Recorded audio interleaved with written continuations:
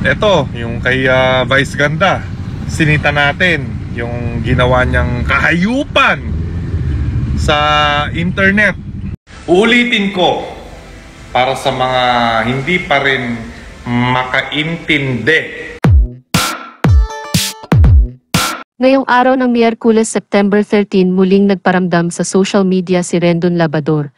Gamit ang kanyang Instagram stories, nagbigay ng update si Rendon sa patuloy niyang pakikipag-ugnayan sa Facebook Philippines para maibalit ang natanggal niyang account.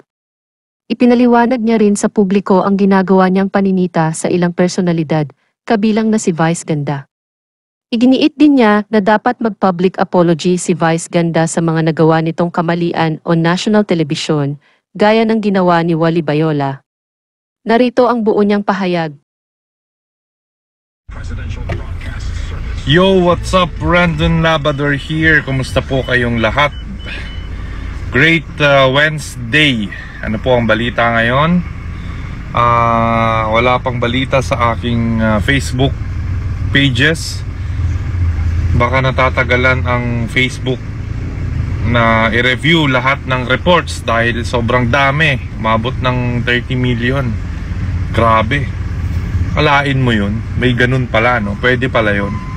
So hindi kami makapaniwala. Baka dahil doon tumatagal. So hoping pa rin, syempre, kung may babalik yung mga pages natin, okay, matutuloy natin yung advokasya natin. Sana may balik pa nila, syempre, para may tuloy natin yung advokasya natin para patalinuhin ang lahat ng mga Pilipino. So hoping pa po Facebook Philippines na sana may balik ninyo. Kasi kung iisipin ninyo, kung titignan ninyo mabuti, ang ganda na nang nangyayari ngayon. Yung una, Food Panda, na iboses natin sila. So yung mga tip na nababawasan, na ibalik sa kanila, di ba? Laking tulong kasi nun para sa mga riders kasi nagsusurvive lang sila. Kawawa naman, walang boses, ibinoses natin. Pangalawa, na highlight yung Gilas Pilipinas, di ba? Ayaw natin kay Coach Choke, ayaw ng taong bayan, gustong ipa-resign. Binoses natin yung taong bayan, pina-resign natin at nag-resign naman, di ba?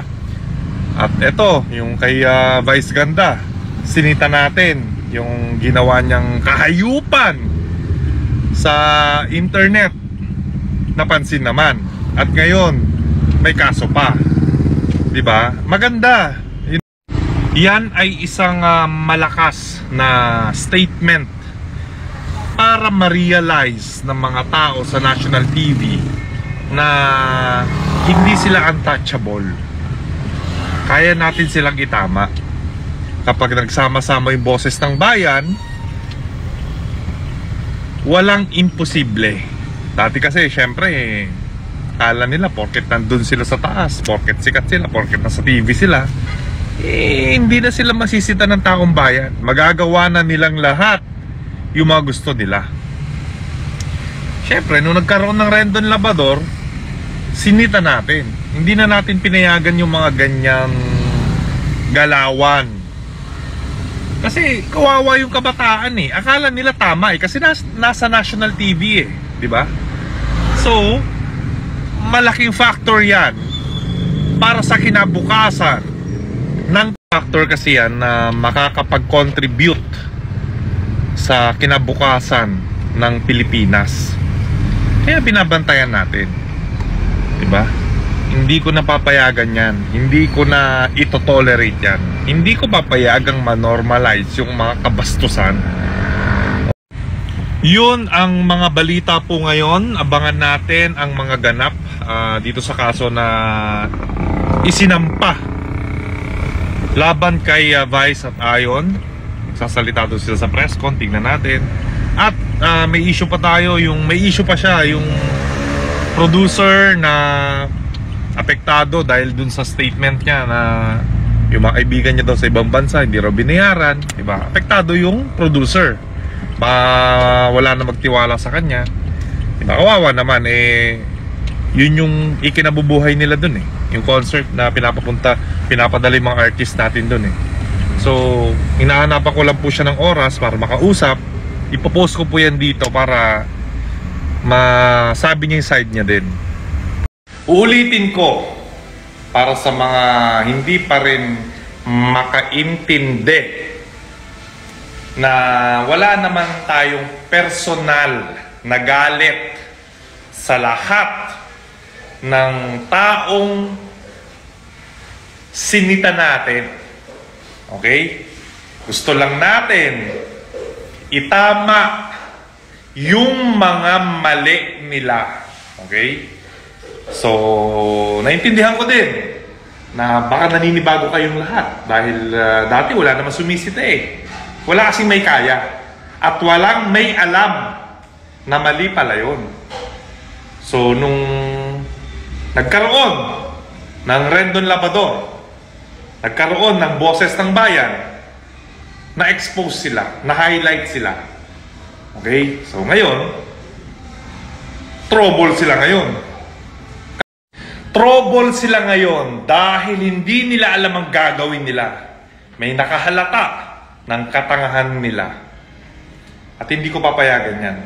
Hindi ko papayagang madamay kayo sa mga katangahan ng mga celebrity. Yun ang tulong na kaya kong ibigay sa inyong lahat. Dahil alam ko, kapag na-realize nyo at nabago ko yung mga pananaw ng mga Pilipino, mas makikita nyo yung tamang perspective ng buhay para maapagdesisyon kayo ng tama para sa mga sarili ninyo. Basta ako ang tigasabi ng mga bagay na hindi nyo kayang sabihin. Patas lang naman tayo eh, di ba? So, basta kung sino ang may mali, dun tayo magre-react, di ba? Sa tama lang tayo, okay? Wala tayong pakialam kung sino yung mga yan, maliit na tao yan, o malaking tao. Basta nagkamali, kamali. Di ba? Ngayon, pasensya na sa lahat ng mga tao kung idol nyo yung sinita ko. Tiisin nyo. Nagkamali idol nyo, tangay. Itinama ko lang. Di ba? Para tumalino. Malaki kasi ang damage eh. Ang dami-daming madadamay doon sa katangahan nila. So itinatama lang po natin. Yan ang advokasya natin. Kasi walang pwedeng magtama dyan, kundi ako lang. Siyempre po, gusto ko pong magpasalamat sa lahat ng nagpapadala ng mensahe at email sa akin na kinakamusta ako at ang aking kalagayan. Maraming salamat po sa inyo. Concern kayo sa akin. Salamat. I appreciate it. Okay, sa lahat ng mga kaibigan ko na bumangon sa hukay, na ngayon lang nag-message, na-appreciate ko po yan. Maraming salamat po. At okay lang po tayo. Advocacy lang po kasi talaga to eh. Nalulungkot ako hindi dahil sa pagkawala ng social media ko. Nalulungkot ako kasi yung tulong na kaya kong ibigay sa mga Pilipino ay nawala. Yung platform kung saan pwede akong tumulong, iboses, ipagtanggol kayo, nawala. Doon lang ako nalulungkot. Pero yung platform ko, wala akong pakialam doon. Ang nakafocus po tayo doon sa health. Yun lang naman ang ating concern, na walan tayo ng platform para makatulong sa bayan. Diba? Hindi natin maipagtanggol ngayon yung mga taong naaapi, mga taong hindi kayang ipagtanggol yung mga sarili nila. Yun yung pinaka-concern ko eh, di ba? So sana may balik. Sana nagkakamali lang kayo, Facebook Philippines, tignan nyo mabuti.